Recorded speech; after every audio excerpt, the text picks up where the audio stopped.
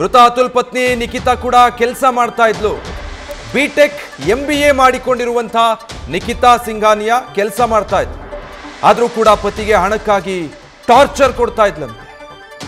ಹಣ ಒಂದೇ intention, black ಮೇಲ್ ಮಾಡೋದು, ಕಿರುಕುಳ ಕೊಡೋದು, ಹಣಕ್ಕಾಗಿ ಡಿಮ್ಯಾಂಡ್ ಮಾಡೋದು. ಸೊ ಈ ಬಗ್ಗೆ ಡೀಟೇಲ್ಸ್ ಕೊಡ್ತಾರೆ ಸತ್ತಾರ್. ಇಲ್ಲಿ ಪತ್ನಿ ಯಾವುದೇ ಕೇಸ್ ಹಾಕಿದ್ರು, ಏನೇ ಮಾಡಿದ್ರು ದುಡ್ಡು ಪೀಕೋದು ಒಂದೇ ಉದ್ದೇಶ ಆಗಿತ್ತಾ? ಅದಕ್ಕಾಗಿ ಕಾನೂನಿನ ದುರ್ಬಳಕೆ ಆಗಿದೆಯಾ ಪತ್ನಿ ಕಡೆಯಿಂದ?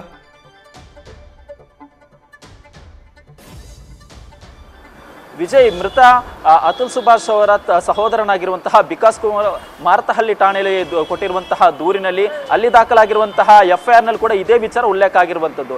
ಅವರು ಪ್ರಮುಖವಾಗಿ ಹಣಕ್ಕೆ ಬೇಡಿಕೆ ಇಡ್ತಾ ಇದ್ರು. ನನ್ನ ವಿರುದ್ಧ ಹಾಕಿರುವಂತಹ 9 ಕೇಸ್ಗಳನ್ನು ಇತ್ಯರ್ಥ ಮಾಡೋಕ್ಕೆ 3 ಕೋಟಿ ಹಣಕ್ಕೆ ಬೇಡಿಕೆ ಇಟ್ಟಿದ್ರು ಅನ್ನೋ ವಿಚಾರವನ್ನು ಅವರು ದೂರಿನಲ್ಲಿ ಉಲ್ಲೇಖ ಮಾಡಿರುವಂಥದ್ದು. ಅದರಲ್ಲೂ ಪ್ರಮುಖವಾಗಿ ತನ್ನ ಮಗುನ ಅಂದ್ರೆ ತನ್ನ ಸ್ವಂತ ಮಗುನ ನೋಡಕ್ಕೆ 30 ಲಕ್ಷ ಹಣಕ್ಕೆ ಬೇಡಿಕೆ ಇಟ್ಟಿದ್ರು ಅನ್ನೋ ಆರೋಪವನ್ನು ಮಾಡ್ತಾ ಇದ್ರು. ಇದು ಪ್ರಮುಖವಾಗಿ ಅವರ ಸೂಸೈಡ್ ನಲ್ಲಿ ಒಂದು ಪ್ರಮುಖ ಪಾತ್ರ ಕೂಡ. ಯಾಕಂದ್ರೆ ಅವರು ಡೆತ್ ನೋಟ್ ಅಲ್ಲಿ ಪ್ರಮುಖವಾಗಿ ಇದೇ ವಿಚಾರ ಕೂಡ ಉಲ್ಲೇಖ ಮಾಡಿದ್ರು. ನನಗೆ 2 ವರ್ಷದಿಂದ ತನ್ನ ಮಗನ ಮುಖ ನೋಡಲು ಕೂಡ ಆಗಿಲ್ಲ, ಬಟ್ ಮಗನ ಮುಖ ನೋಡ್ಬೇಕಂದ್ರೆ 30 ಲಕ್ಷ ಹಣ ಕೊಡಬೇಕು ಅನ್ನೋ ಬೇಡಿಕೆಯನ್ನು ಕೂಡ ಇಟ್ಟಿದ್ರು ಅನ್ನೋ ವಿಚಾರವನ್ನು ಅವರು ಡೆತ್ ನೋಟ್ ಅಲ್ಲಿ ಉಲ್ಲೇಖ ಮಾಡಿದ್ರು. ಇದೇ ವಿಚಾರ ಮಾರತಹಳ್ಳಿ ಠಾಣೆಯಲ್ಲಿ ದಾಖಲಾಗಿರುವಂತಹ FIR ನಲ್ಲಿ ಕೂಡ ಉಲ್ಲೇಖ ಆಗಿತ್ತು. ಇಲ್ಲಿ ಪ್ರಮುಖ ವಿಚಾರ ಏನಂದ್ರೆ ಹಣದ ವಿಚಾರ ಪ್ರಮುಖವಾಗಿ ಹಂತವಾಗಿ ಕಾಣಿಸ್ತಾ ಇದೆ. ಯಾಕೆಂದ್ರೆ ಅವರು ಆರಂಭದಿಂದಲೂ ಕೂಡ ಇವರಿಗೆ ಡಿಮ್ಯಾಂಡ್ ಇಡ್ತಾ ಇದ್ರು. ಡೌರಿ ಮೂಲಕ ಆಗಿರಬಹುದು ಅಥವಾ ಮಗುವಿನ ಮುಖ ನೋಡೋ ಮೂಲಕ ಆಗಿರಬಹುದು, ತನ್ನ ಮೇಲೆ ಹಾಕಿರುವಂತಹ ಕೇಸ್ ಹಾಕಿ ನಂತರ ಆ ಕೇಸನ್ನು ವಾಪಸ್ ತೆಗೆದುಕೊಳ್ಳಲಾಗಿರ್ಬೋದು. ಈ ರೀತಿಯಲ್ಲಿ ಕೋಟಿ ಸರಿಸುಮಾರು 3 ಕೋಟಿ ಹಣಕ್ಕೆ ಬೇಡಿಕೆ ಇಟ್ಟಿದ್ರು ಅನ್ನೋ ಆರೋಪವನ್ನು ಕೂಡ ಮಾಡ್ತಾ ಇದ್ದಾರೆ. ಇಲ್ಲಿ ಮತ್ತೊಂದು ವಿಚಾರ ಅಂದ್ರೆ ಈ ಹಣದ ಹಣಕಾಸಿನ ವಿಚಾರದ ಜೊತೆಗೆ ಅವರ ನಿರ್ವಹಣೆಗೆ ಇವರು ಮಂತ್ಲಿ ಇಷ್ಟು ಅಂತ ಪೇ ಮಾಡಬೇಕಾಗಿತ್ತು. ಮಗುವಿನ ನಿರ್ವಹಣೆಗೆ 80,000ದಷ್ಟು ಹಣವನ್ನು ಪೇ ಮಾಡಬೇಕಾಗಿತ್ತು. ಇನ್ನು ತನ್ನ ಮಡದಿಯ ನಿರ್ವಹಣೆಗೋಸ್ಕರ ಅವರಿಗೆ ಕಾಂಪನ್ಸೇಷನ್ ಅನ್ನುವಂತೆ ಅದು ಕೂಡ ಪೇ ಮಾಡಬೇಕಾಗಿತ್ತು. ಈ ರೀತಿಯಲ್ಲಿ ಹಂತವಾಗಿ ಅವರನ್ನು ಹಣವನ್ನು ವಸೂಲಿ ಮಾಡಿದ್ರು. ಇದೇ ವಿಚಾರವಾಗಿ ಅವರ ಸ್ನೇಹಿತರು ಕೂಡ ಇದು ಅಂದ್ರೆ ರಕ್ತ ಹೆಂಗೆ ಹೀರ್ತಾರೆ ಅದೇ ರೀತಿಯಲ್ಲಿ ಅವರು ಹಣವನ್ನು ಹೀರ್ತಾ ಇದ್ರು ಅನ್ನೋ ವಿಚಾರವನ್ನು ಕೂಡ ಆರೋಪವನ್ನು ಕೂಡ ಅವರು ಸ್ನೇಹಿತರು ಮಾಡ್ತಾ ಇರುವಂತದ್ದು. ವಿಜಯ್, ಓಕೆ, ಥ್ಯಾಂಕ್ ಯು ಸತ್ತಾರ್.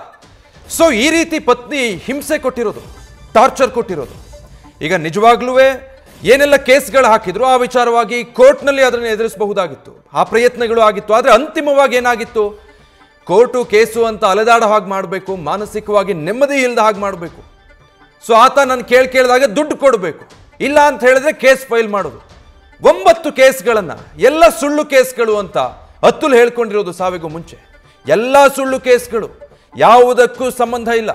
ದುಡ್ಡು ಕೊಡ್ತಾ ಇಲ್ಲ ಅನ್ನೋ ಏಕೈಕ ಕಾರಣಕ್ಕೆ ಸುಳ್ಳು ಕೇಸ್ಗಳನ್ನು ಹಾಕೋದು. 1 ಕೋಟಿ 3 ಕೋಟಿ ಬಾಯಿಗೆ ಬಂದ ಹಾಗೆ ಕಂಪೋಸಿಷನ್ ಕೇಳೋದು. ಈ ರೀತಿ ಕಿರುಕುಳ ಅನುಭವಿಸಿ ಕೊನೆಗೆ ಅತುಲ್ ಜೀವನ ಕೊನೆ ಹಾಕ್ಸಿದ್ದಾರೆ.